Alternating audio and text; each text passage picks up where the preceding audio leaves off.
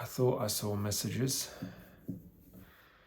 on the screen come through while I was making the last video, but it turns out it must have just been reflections. And I thought I saw something in the corner of my eye.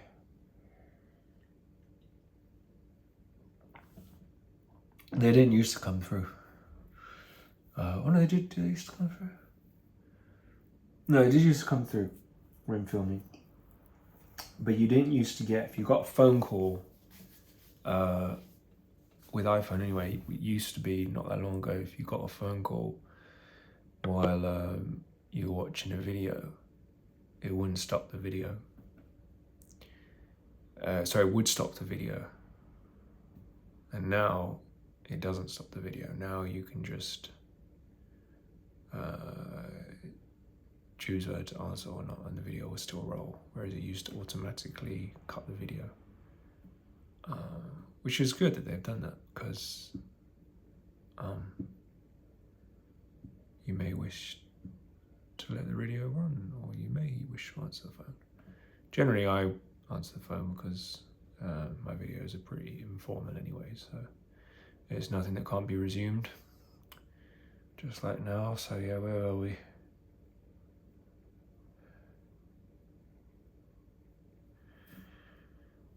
I was talking about a traumatic event. Yeah,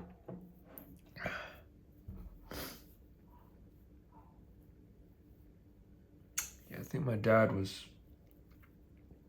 overwhelmed with my mum talking too much, panicking, just overwhelming him. And he was afraid, and he probably felt trapped because he didn't have the confidence to, he couldn't face going to look for me, which would have thought most parents would have done, was go and knock on every door. If your child goes missing, you do anything, you knock on every door, but he didn't. He knocked on one door, and the lady was a bit of a troublemaker, and she said, "Oh, he's not around here."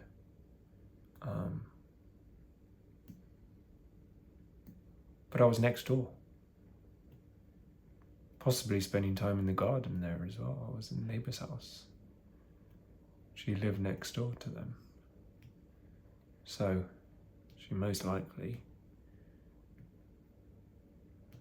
would have seen me go in the house, or at least heard kids playing, or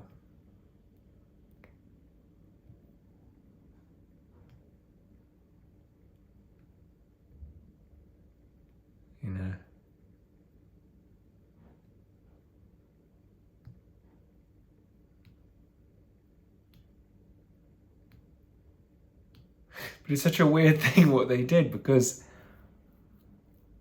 why did they knock on Stella's door, the neighbour? No, sorry, they knocked on Elaine's door, neighbour of Stella. And why did they do that? Why would I be in Elaine's house, this random old lady? Like, why, or middle-aged, I don't know how she was, but why would I be there when right next door to her is Christopher and Alexandra, who, when we were children, me and my sister used to go there and play. I used to go there and play PlayStation with them or something, and like different games. The mother would take us all to tennis. It was fun. Some good times there. I remember some happy times spending time there.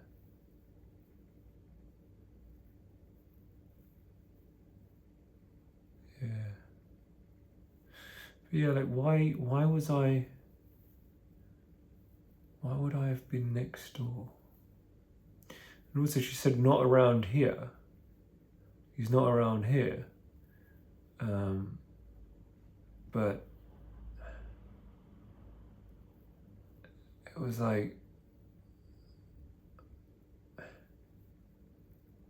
if you just suggested, like, or maybe try next door, like she knows that there's kids next door, whatever. She must have known that I went to visit. But then at the same time, it's like our parents, like, what the hell? Like, I used to go there a lot. I'd gone there a lot, and my mum said to me, "Oh, you never went there by yourself, so we didn't think to look there." I never went there by myself. I never went there without telling anyone, but I did tell my granddad he was getting dementia. I never went there by myself.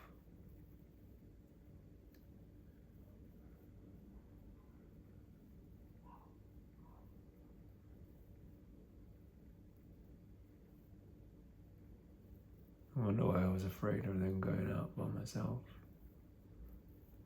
I never went there by myself, she says. It was the first time for everything.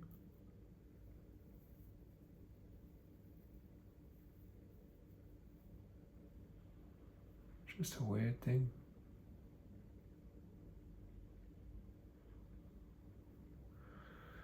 There's some things you just don't know what to make of.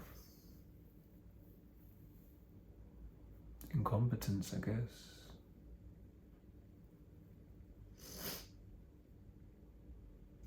I guess some people just panic and the panic overrides, and then they can't make a rational decision.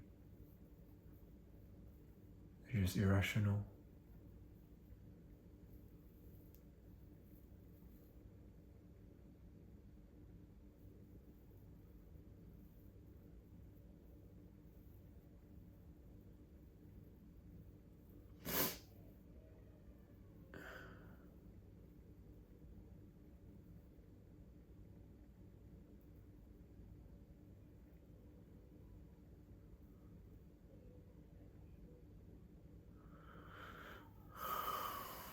Like, I've been like that many times.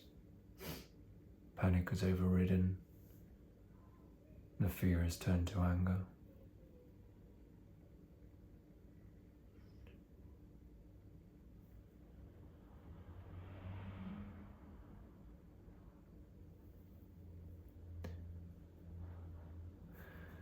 If only they had EMDR back then.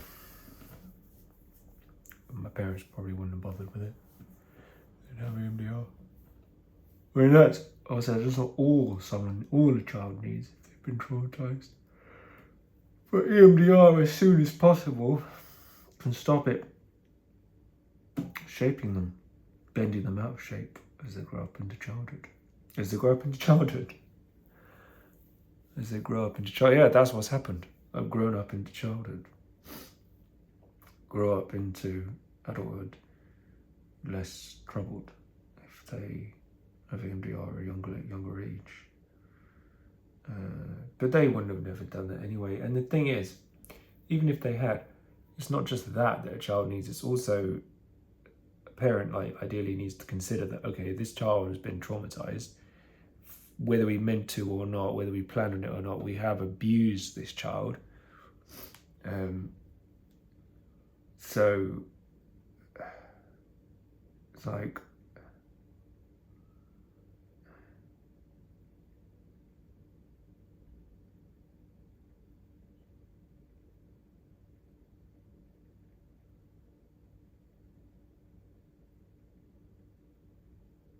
and he's witnessed the abuse of his sister.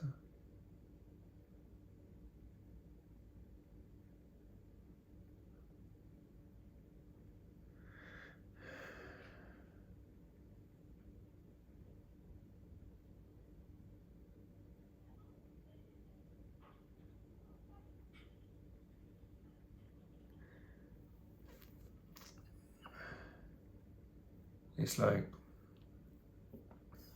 they then need compassion, understanding that they don't need extra pressure.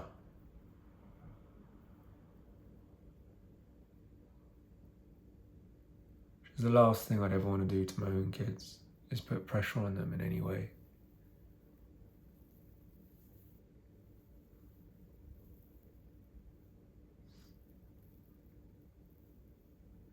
I can't cope with pressure.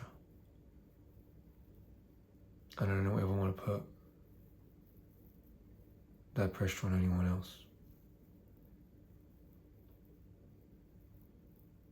This is the worst thing, to be under pressure, especially when you're traumatized.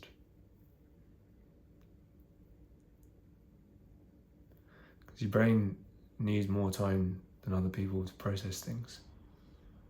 You can't function like everyone else. Maybe eventually you can. Maybe eventually I could. Or maybe not.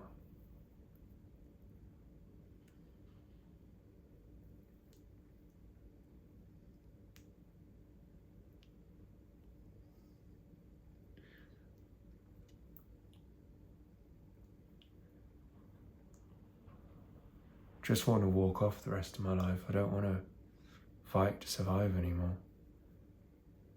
I don't want to be under financial pressure.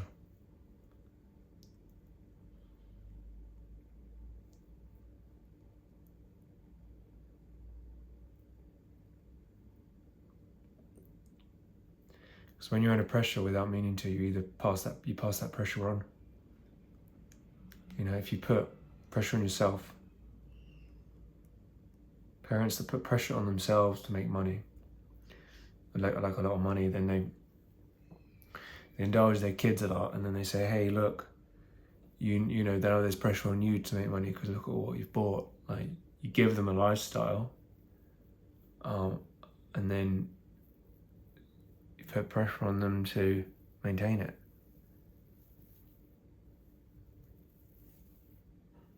Better to give them the tools to create the lifestyle first, and then they can choose whether they want to fund a lifestyle like that.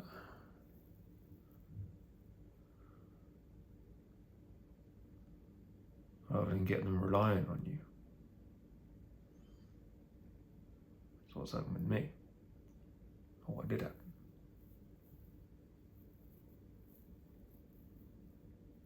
Now it's just 318 something every 2 weeks. I don't even want to, part of me just, the state I'm in now, like, it's all been too much. I was thinking of doing IT.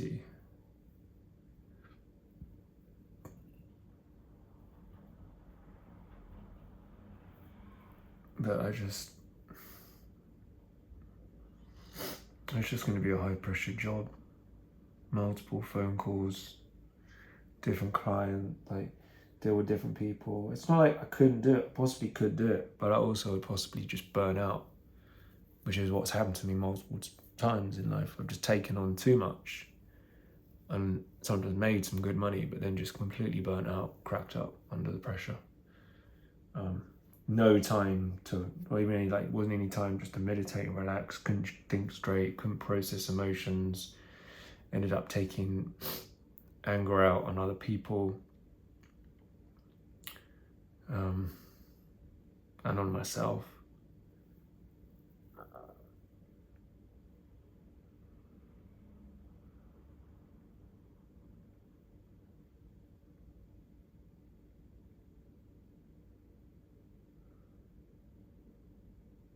I think I may need to have a conversation with my wife about this, because I don't know if you're watching this video. I won't mention her name, just privacy, but my wife, I love her so much. However,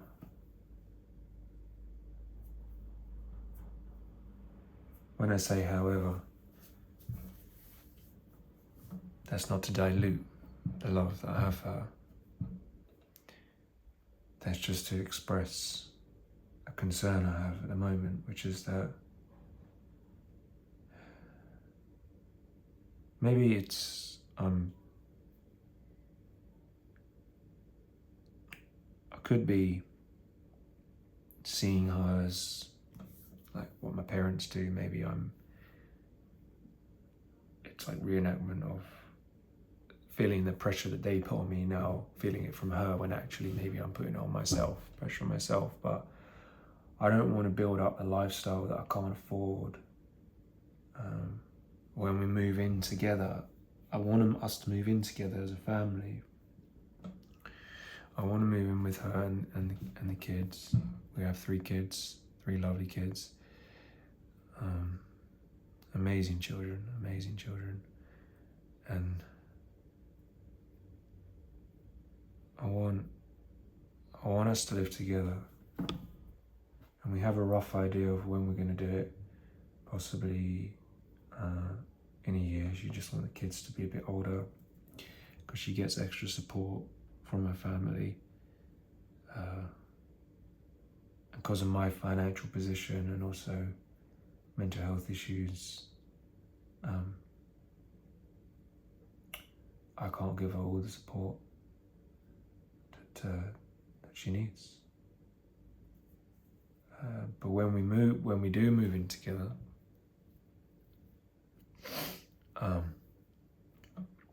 hopefully by then my mental health will be better. I would have developed a more solid meditation practice and cleared up all the shit in my head. But in terms of money, I don't want to work anymore, really. Like, I did want to.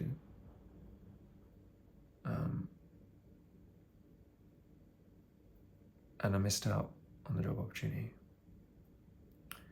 because the enhanced DBS showed the report that my mum and sister made.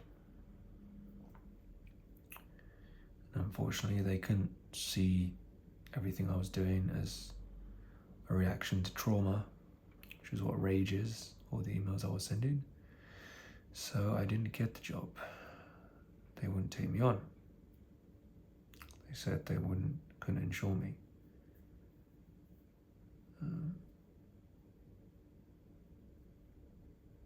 I think probably they possibly would have insured me, but she didn't even want to try.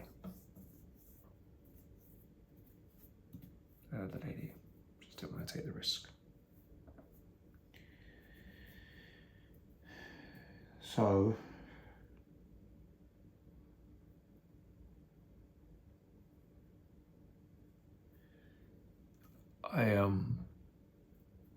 I could reapply for that type of job, possibly, now that it wouldn't show up, because the reason why I didn't get it was because it was just too soon. It was too recent. Because I applied for the job in May, and the thing happened. The order was April, May, June, July, and they told me not in September. It's too recent. They considered it too recent to take me on. Said, I'm not willing to take you on at this stage. That's what she said. And I flipped out, left messages, no voicemail. So I could say to myself, don't let them win.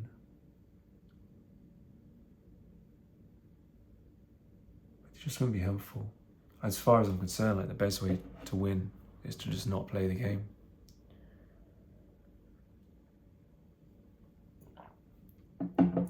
To see everything as a zero-sum game is just not helpful. You're just on a treadmill, on a hamster wheel. We're all in the same queue, waiting to die, in a sense. Maybe that's a cope. I don't know. Probably is.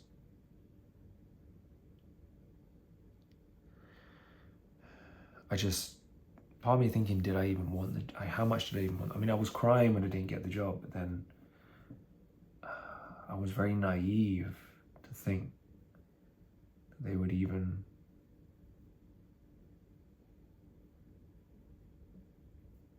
like I didn't fight.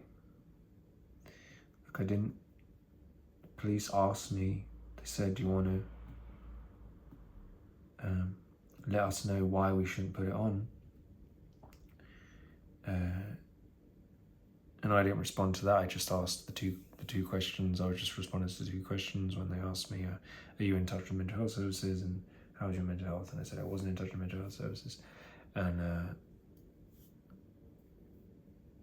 mental health is good.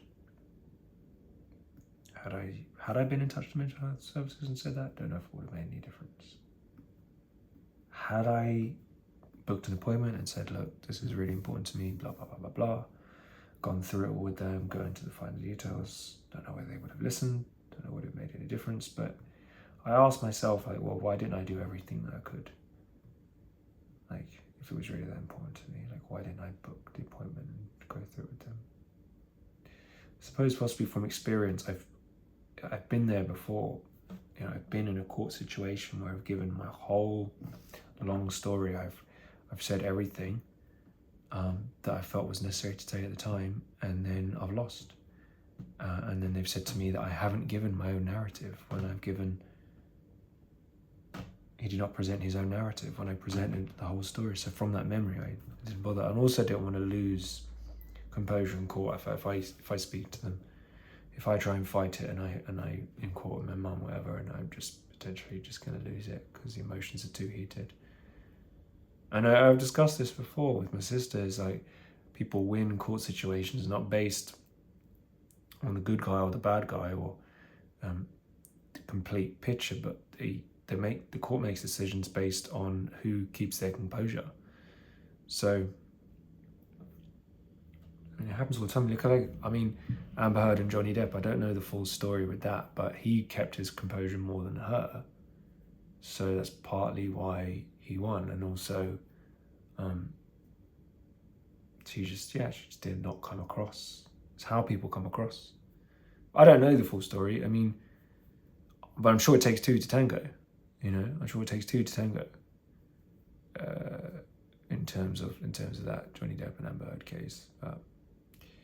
You know, I don't know. For a while I was thinking, that's a long time coming. Men have put up with being vilified and demonized and for a long time. The family court system is biased, which I think men are treated like dogs in the family court system overall. But in the high-profile celebrity case, I mean, it's not like they can both afford the best representation there is.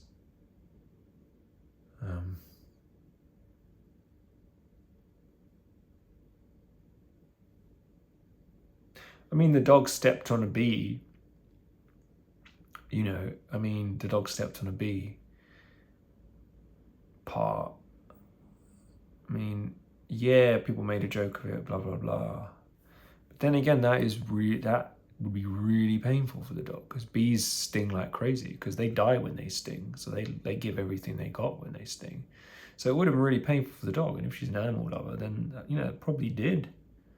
With everything going on together, and then you see the pet, and sometimes people, that's the way they cope, So as I said at the time, I was like, oh yeah, good for Johnny Depp, good for him, good for Johnny Depp. But now I'm like, so actually, you know what? There's always two sides.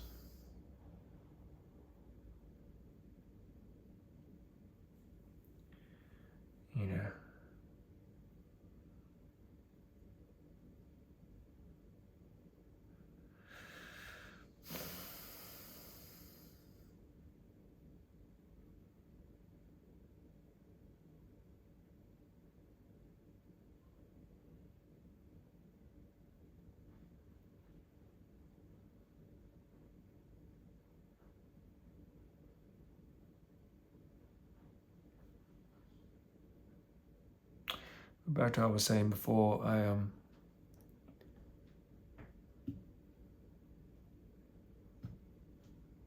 it's like things like these air purifier machines that we've got. My wife wants to keep them and use them, and I just don't want us to be in a situation where we have to buy the filters. I just don't want there to be pressure on us. Like, she's got pressure on herself. She's working full time, and she's got 3 kids to look after, a family helper. She's got a mortgage to pay, quite a big mortgage. So she's taken on pressure. I mean, we had the kids together, obviously, so, you know, I took on pressure of children. So I just wish to keep pressure to a minimum in life, because if it's sustained over a long period of time, it can make me go insane. Maybe not insane, but causes my mental health to take quite a bit of a tumble.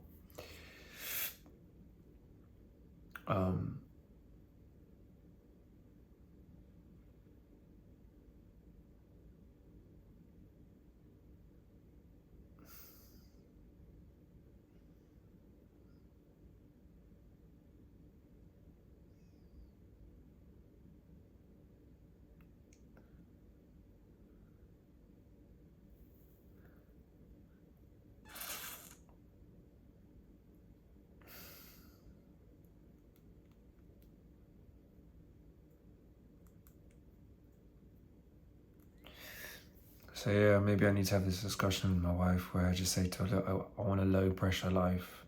Like, I want expenses just kept to a minimum. You know, just basic, keep food expenses to a minimum. Keep everything, just every expense to a minimum. Food to a minimum expense, travel to a minimum. Like, because the moment I see my bank balance like getting near to zero and I'm stressed, I don't have the money for a bill or something, it's like, it's hell, you know. And already, like, the energy bills are more than I can afford. It's like I have OCD and ruminations, so I have a shower for way longer than other people. Like, that's going to be more expensive most likely if I keep doing that. I mean, I've got my own house, so I may just end up coming back here to have a shower. I don't know, maybe we'll just do that if it causes too much of a problem there. Or I mean, I'll contribute to the bills, you know.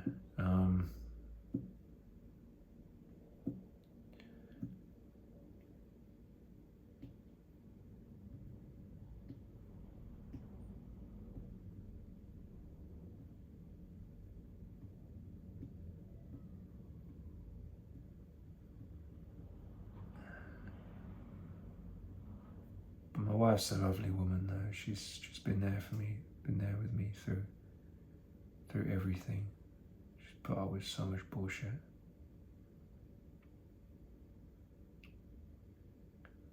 And I'm eternally grateful for that.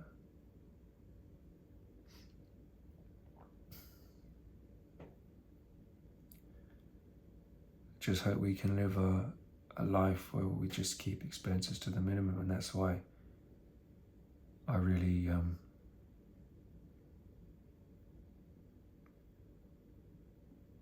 want to sell these air purifying machines, get some money for it, or do the good deed of giving it to a charity shop. So then I've served 2 purposes. I'm not going to have the expense because we're not going to be using them. She kind of wants to keep 1, but even a filter just for 1 is like, the big one's like 100 and something pounds. And then you've got the electricity as well. And everything just needs to be kept to a minimum. It's just another pressure, and then it's got to be cleaned. It's just like another pressure. They do help with allergens though, that's the thing. So she did say if you could keep 1.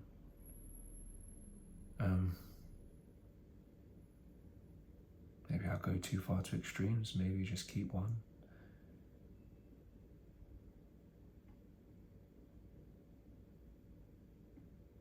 Maybe it's not specifically about the air purifier. Maybe the air purifier is an issue in my mind because my mum stopped the money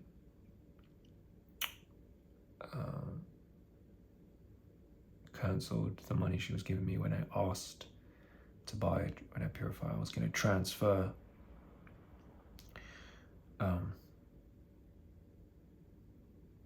money to her for her to buy it, so we get the discount from John Lewis. I was naive to believe that the money she was giving me was unconditional. It was like, if I want to possibly spend it on something that she doesn't approve of. I was like, my throat is itchy in the night. My throat is itchy. So bloody what throat is itchy? Just go and have some water, have some money, you know what? The thing is, when I got the approval, I completely got rid of the itchy throat. Like, they are really good. There's a thing. They are really good. They do work. Like, if you develop any sensitivity to allergies, you know, because it can just fuck your sleep up completely. You're all night, like, coughing all night, itchy. It's funny, I haven't got that. I haven't used them in ages, and I don't get that anymore. But I think what happened was I was getting it when my wife was living with me. She wasn't my wife at the time, but we were living together. And I think like some allergens carried from her house, family's house in Birmingham, because I remember I wasn't getting the itchy before. She may see this and be like, oh, you're blaming me, but no, I'm not blaming her as such. I'm just saying that I think something carried over in the clothes or something, or it could be a complete coincidence and the time of year, because it did happen in the summer more. Maybe it's a coincidence. I don't know, because I haven't had it the summers that I've been by myself, itchiness in the throat, so I don't know whether there were allergens coming in from there, from dust or something on, I don't know, on clothes or items that were brought over here, possibly from Birmingham, but I don't know, possibly, hopefully she's not annoyed at this video. It was probably just maybe the time of year, maybe just allergens, who knows. Either way, I'm not saying it's anyone's fault, whether it's whatever it is, whether it's dust on items or something on clothes, whatever it is, it's, you know,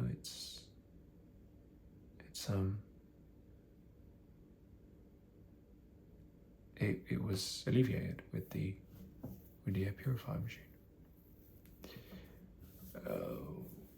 So they are good. I don't use them. I'm just anxious about having pressure on me. And then she's spoken about, I mentioned a private nursery, and we can't afford that.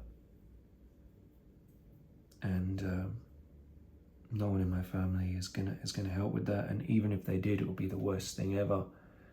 I'm not even going to ask, but even if they did, it'd be the worst thing ever, because last time it was one thing that I had conflict with them, an argument with them, and they stopped what they were giving, and then I was in a real difficult situation, a desperate situation, and then it's one thing and that hurt me, but it's another thing to hurt my kids. Like, you know, they'll be enjoying something, possibly a very nice thing, and then it will have to stop. Oh, why did it stop? Oh, sorry, your grandmother got in a strop over something and cancelled it.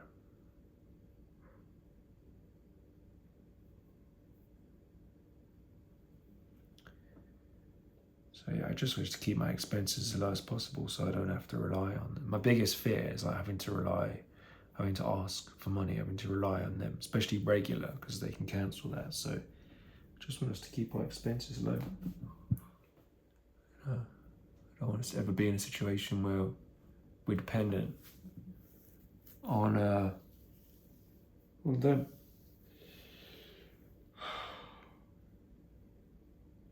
If I don't work, then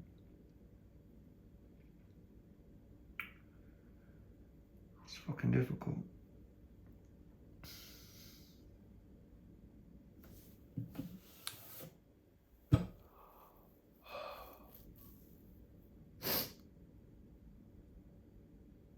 be different by then.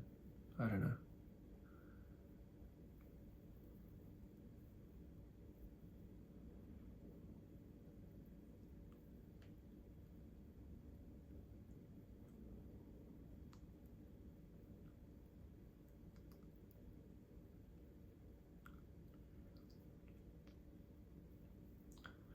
I don't know.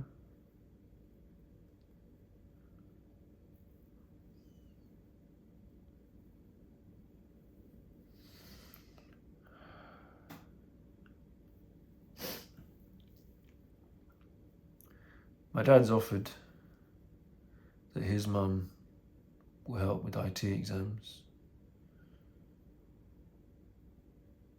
pay for the IT exams, for me to do the IT exams.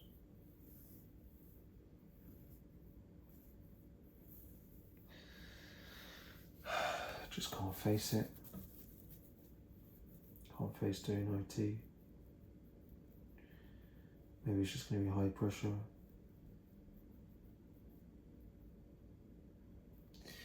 Maybe I know what I need to do, but my mind is just stopping me. Maybe I'm just afraid. Afraid of success, maybe, I don't know. Afraid of becoming like my mum.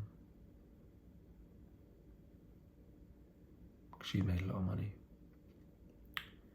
She's had a good job for a long time.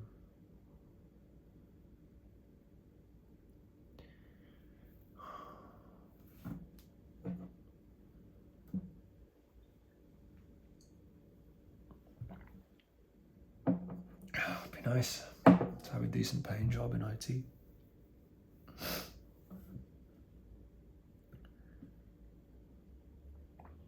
But it's going to take work to do the studying, and I'm at the moment right at the bottom of it. Like I have ITQ, but I don't have CompTIA, and I just want to do my garden and focus on it. And you never know, maybe I can make some money out of YouTube in the future if I have 1,000 subscribers. I don't know.